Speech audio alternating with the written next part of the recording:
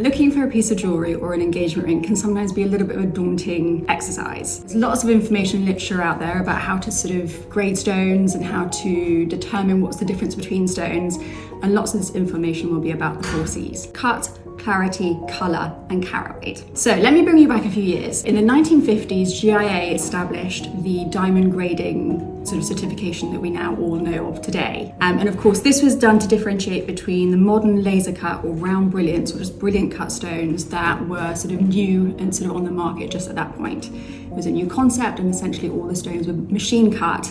So it was a good way to differentiate between one stone and the other. So the 4 C's were typically used to essentially be identifying factors. Antique jewellery is a very different commodity. Some of our diamonds originate to as early as the 1700s, and they would have been cut by a master diamond cutter. Cut by hand and studied by eye, and their aim was essentially to unlock the most beautiful part of the stone, which is completely different to the way that modern diamonds are cut. For context also, some of the most historic and famous diamonds in the world actually aren't certified. So for example, the Sancy diamond and also the Koh-i-Noor, and of course it's because they don't need to have the diamond certification. That said, the majority of our pieces do still come with certificates. While it's nice information to have, it's not critical in the way that it is for modern pieces. Modern jewellery, essentially, the diamond grade will give it the only identifying factor from one ring to another, whereas with antique pieces and antique cut diamonds, each piece is completely one of a kind. It's completely individual, it has its own character, its own personality, and that has, lots of the charm that comes with it. Hand-cut stones really are a rarity, and it's not about being led by the certificate. I always say it's instinct.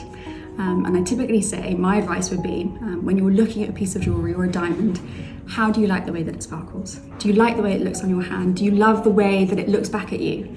Again, think about where this piece has been, the diamonds, where they've travelled to, what they've seen, who they have partied with. It's not necessarily about a list of statistics.